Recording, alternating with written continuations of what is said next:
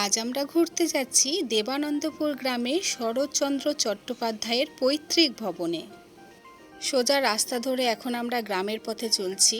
দুধারে জঙ্গল আর মাঝখানে রাস্তা, কত অপরূপ দৃশ্য একটা।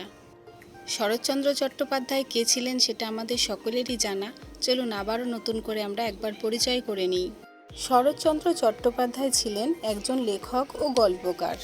শরৎচন্দ্র চট্টোপাধ্যায় জন্মগ্রহণ করেছিল 1876 খ্রিস্টাব্দে 16 সেপ্টেম্বর ব্রিটিশ ভারতের প্রেসিডেন্সি বিভাগের হুগলি জেলার দেবানন্দপুর গ্রামে এক দরিদ্র ব্রাহ্মণ পরিবারে জন্মগ্রহণ করেছিলেন তিনি। তার পিতার নাম ছিল মতিলাল চট্টোপাধ্যায় ও মাতার নাম ছিল ভুবনমোহিনী দেবী।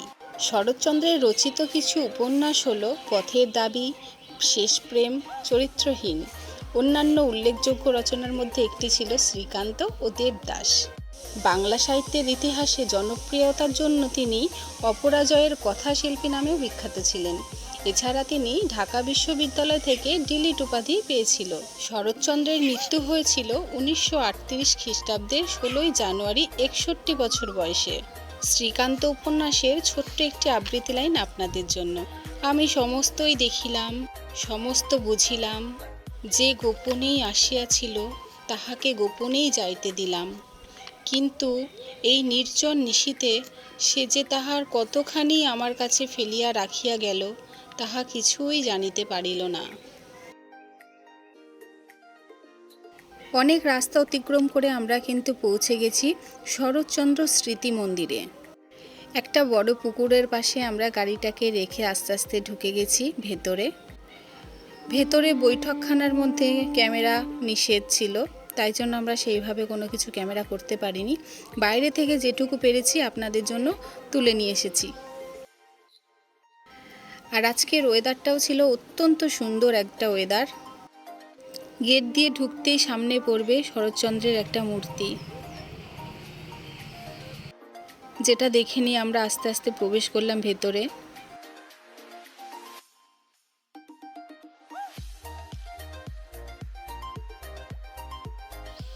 এখানে যে মন্দিরগুলো ছবি আপনারা দেখতে পাচ্ছেন সেই মন্দিরগুলোতেই আমি নিয়ে যাব আপনাদের, কিন্তু সেই মন্দিরগুলো দেখে এখন আর আপনারা চিনতে পারবেন না, কারণ পরিত্যক্ত অবস্থায় পড়ে আছে।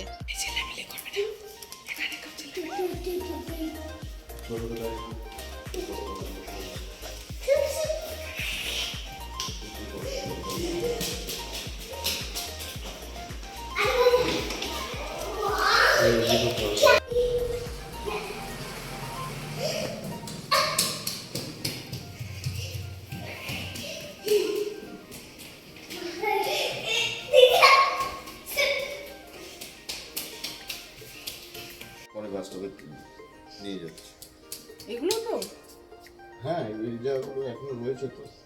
এগুলো তো বকুলতলা হাটে। এইখানে একটা বকুলতলা বাড়ি।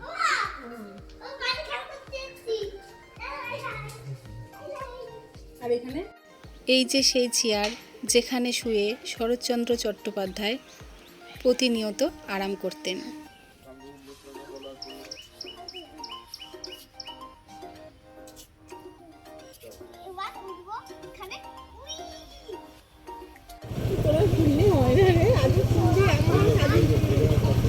এইটা হলো বকুলতলায় জোড়া শিব মন্দির।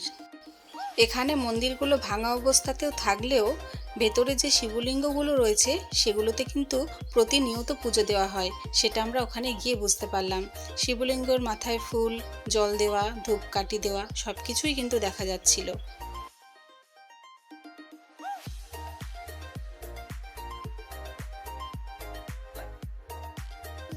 এই জোড়া শিব মন্দিরের পাশেই রয়েছে শরৎচন্দ্রের স্কুল।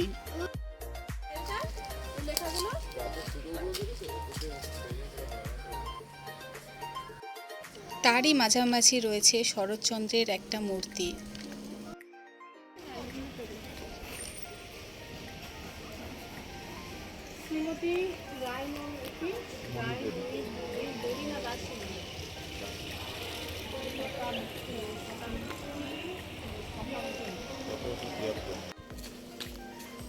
এই মন্দিরটা পুজো হয় এখন, আমি দেখি।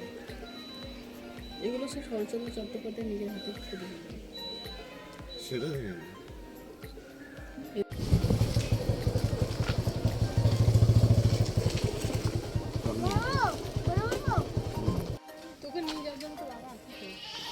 এইবার আমরা পৌঁছে গেছি শরৎচন্দ্র যেখানে জন্মগ্রহণ করেছিলেন তার পিতামাতার বাড়িতে, পৈতৃক ভবনে। গেট থেকে ঢুকে সামনে এগোলেই দেখতে পাবেন সাদা ঝকঝকে শরৎচন্দ্রের মূর্তি স্থাপিত করা, যেখানে লেখা রয়েছে তার জন্ম মৃত্যু সমস্ত কথা।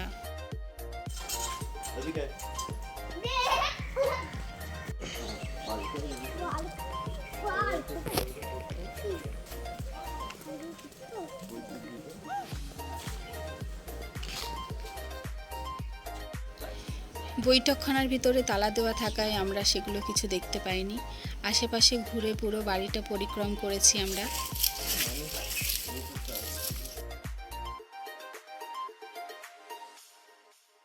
চেনো না, হ্যাঁ, ছোটবেলায় খেলো নিয়ে ফুলগুলো নিয়ে আমরা তো এরকম করে খুঁজলাম। দেখ ছোটবেলায় এই ফুল নিয়ে খেলার সময় ছিল না। গাইস সবার থেকে ও এগুলো আমি রাস্তাঘাটে দেখেছি উড়ে বেড়াতে, এই ফুল থেকে উড়ে বেড়ায়। হ্যাঁ, আমি করতেই পারছি না। পারছি না? না করো ওখানে ও চলো কত মানি প্ল্যান্ট গাছ অনেক দূরে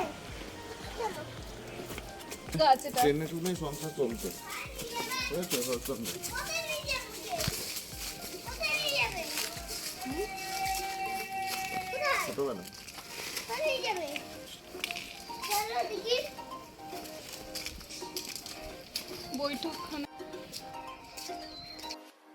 আজকের মতো ঘোরাফেরা শেষ, এখন আমরা যাচ্ছি বাড়ির দিকে। তো আজকের ভিডিওটা আপনাদের কেমন লেগেছে সেটা অবশ্যই কমেন্ট বক্সে জানিয়ে যাবেন। আর যদি ভিডিওটি ভালো লাগে তাহলে লাইক করে শেয়ার করে দিয়ে পাশে থাকবেন। ধন্যবাদ।